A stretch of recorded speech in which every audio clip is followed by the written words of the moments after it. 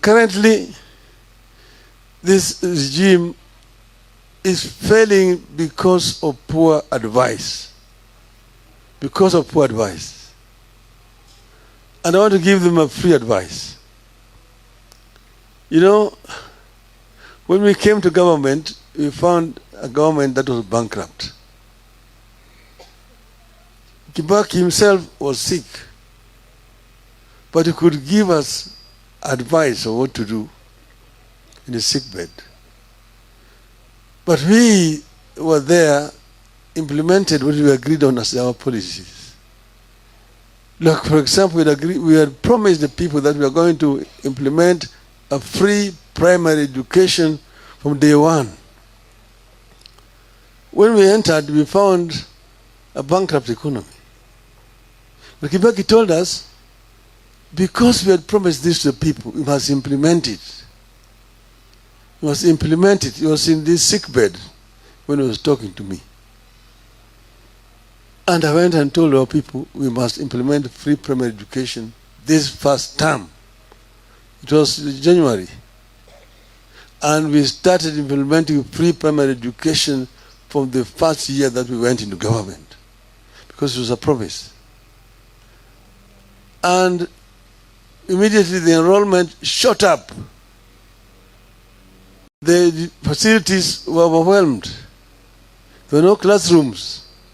Children were learning under the trees. People enrolled up to 84-year-old, Mr. Marubi. But we said it will go on. Then some donors began to come up. USAID, DFID, so come to give us assistance to put up structures, classrooms, and so on and so forth. It was implemented, and eventually it became a true success. The issue of this housing problem that these people are struggling with is not a new thing. It is in our manifesto as Azimio. They didn't have it in their manifesto. They borrowed it, but they don't know how to implement it. Us, we knew how to implement it. You see, when I was at the beginning, I was a minister for roads, public works, and housing.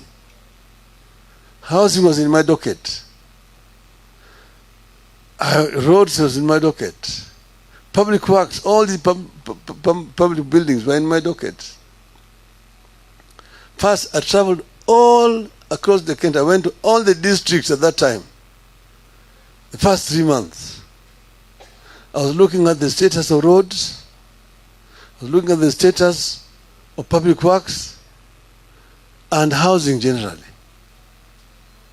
I came back and wrote a paper which I presented to the cabinet. And I said that for this government to make an impact that people can see that there's a change in our country, I need more money in my docket. So I want each and every ministry to donate 5% of their budget to my ministry. Some members in the cabinet opposed me. Members supported me. And Kibaki supported me. So my ministry was given more money for this program. And that is how we began to, because most of the roads in the country were dilapidated. Those had been tarmacked. And we had only 9,000 kilometers of tarmac roads. Of those 9,000 kilometers, 45% was in deplorable condition, requiring complete recarpeting. But I needed more money to build new roads. So I found when the cost of constructing roads was 55 million shillings per kilometer, a standard 5-meter gauge road. I sat with my engineers down, and we went to nuts and bolts. What is it that you require to tarmac 1 kilometer of a road? As an engineer, now I'm talking as an engineer. And we found out, eventually reduced the cost from 55 million shillings to 20 up to 25 million shillings per kilometer. Because that is where the money was getting lost. So you can be taxing people to do roads, but if you don't look at nuts and bolts, most of it is just going to go to people's private pockets.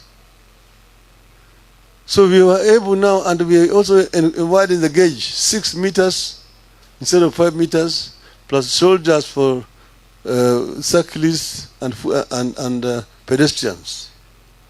But it's still between 20 to 25 million shillings, from 55 million shillings.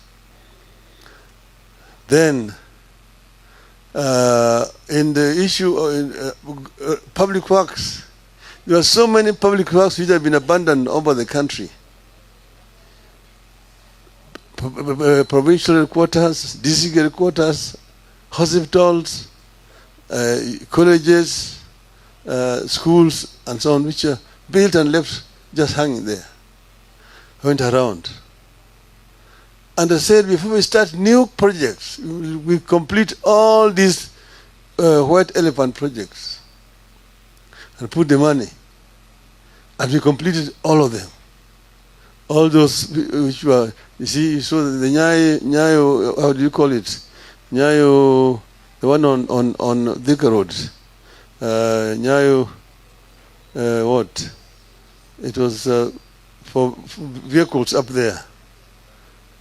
And then we had provincial headquarters in Kisumu, there was one in Mbale, in Vihiga, there was one in Chicago, there was all over the place, and hospitals. But the housing, affordable housing thing, was an issue. I went to Malaysia. I went to Singapore. I went to Korea and saw what they had done in what you call this affordable housing scheme thing. I came back here and revised the housing policy, how to roll out this housing program. And the day I presented it in Parliament, and it was approved in Parliament, because I found a very old housing policy which had been in place since 1966. The day it was approved, there was a cabinet reshuffle, and housing was removed from my docket. But I continue to push this affordable housing thing. The most successful example is found in South Korea, so done by General Park Chung-hee. And it is founded on basic fundamental human rights for the people. If you go there, we have put them in our constitution. It is also in the ODM manifesto. 1, the right to life. Every Kenyan has a right to life. Number 2, the right to food. Each and every Kenyan has a right to food. 3, right to shelter. Each and every Kenyan has a right to shelter. Nobody should sleep on the streets. 4, right to health. Every Kenyan has a right to health and Medicare. If one is sick, whether they have money or they have no money, they have a right to Medicare. 5, right to education. Every child born in our country has a right to education, even if the parents have no money. From nursery, primary, secondary, up to university. Then right to work and so on and so forth. But if you're doing this affordable housing thing, it must be affordable. We came up with slum upgrading in towns, because we found that in Nairobi, 60% of the population here live in slums. And we started with Kibra, which was in my constituency, to do slum upgrading, that program. And how do you do it? Because it's not a standard thing as one size fits all. That you have got one design of flats or apartments and people are paying so much, and you're going to deduct to go and construct. First, you're solving basic problems. You're solving the problem of shelter, housing. But secondly, you must also solve the problem of work. 3, the problem of education. 4, the problem of health care. So all those settlements which are being done there, they're not the same designs, depend on the need and the area. Here, people are going to be living here. Where are they going to work? Where is the market? Where is the health center? Where is the school?